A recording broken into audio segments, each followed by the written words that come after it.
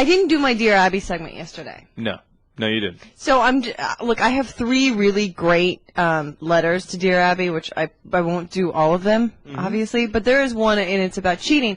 And when I first read it, I'm reading it, I'm like, well, dude, your husband's cheating on you. Don't be such a wanker. Leave him. I don't understand why women are so pathetic and so weak that when they find out their husband or their boyfriend is cheating on them, they just don't leave. Okay? You're confident you'd leave in a second? Well, hold on. Okay. Now, I have never actually found out, that's not true. I've never really found out that somebody that I'm dating is cheating on me while I'm in the relationship. I usually find out afterwards. But I have such a control issue, and I'm very competitive that just in spite of him cheating, I would need to win him back and be able to be like, see, I got him.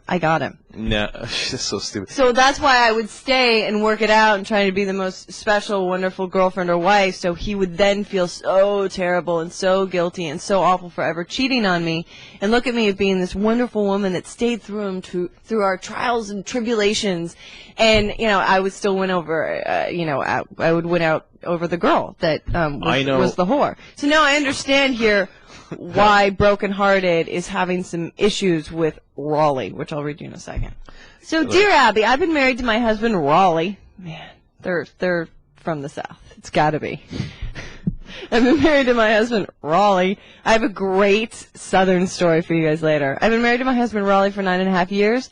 I've just confirmed he's been cheating on me. Again. I had my suspicions and began checking his phone records. I love Raleigh unconditionally.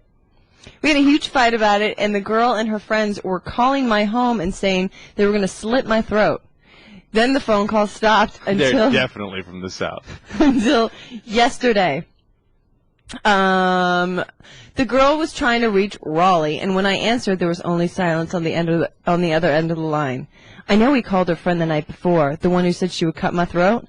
It's hard to believe that he would call someone who would say that to me, but he did. He tried to lie about it, but I have the phone records. Please tell me what to do. My heart tells me one thing, but my head tells me another. What are you going to do with people?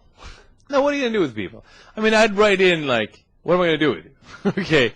I mean, I can tell you, obviously, leave them, but you're so profoundly, like, stupid/hooked/Southern. I'm just kidding. Southern people, I'm just kidding, okay?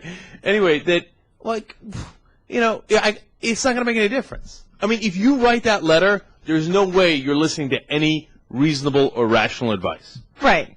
I mean, Dear Abby is nice, and she gives her all the obvious things like, you have my sympathy, I want to check yourself for STDs, get that cooter worked on, and, ask yourself... I love they throw that in every time, by the way. Ask what? Oh, by the way, like, what does the STDs have anything to do with it? Oh, I guess because he was with somebody else.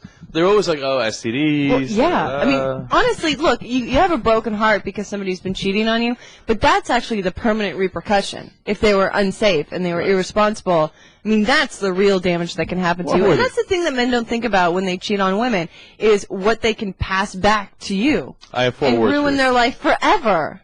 I have 4 words for you. What are the chances? Huge.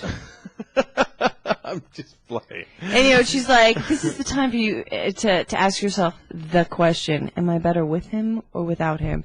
Well, duh, she's better without him, but there's no way she is ever leaving him. Ever, ever, ever. And it's funny because when I read it, I was like, dude, you're such a stupid bitch. You're so weak. You're so pathetic. Ugh. These people disgust me. They disgust me for even staying and then writing it, all this stuff. And I'm like, you know what? Man, if I was in her situation, I would just not leave. I never leave. Ever. Girls are mental, man. I mean, there's upsides and downsides. The upside here is you can take advantage of them, sleep with other women, and say, now you're in a competition. Good luck. Let's see if you can beat her. I mean, And then come back and say, oh, yeah, I slept with another one. Now you're in a competition with her. Let's see if you can beat her. Just keep it going. I didn't leave my one boyfriend until his new girlfriend moved in with him. And then Dario, at 5 years, my one friend literally had to hit me over the head, and she's like, you are not with him anymore. He has not called you in 2 weeks. He's not your boyfriend. And I was like, oh. You mean we're not still together? Jesus. He told you to get the fuck out of his house. I was like, yeah, but we didn't really break up.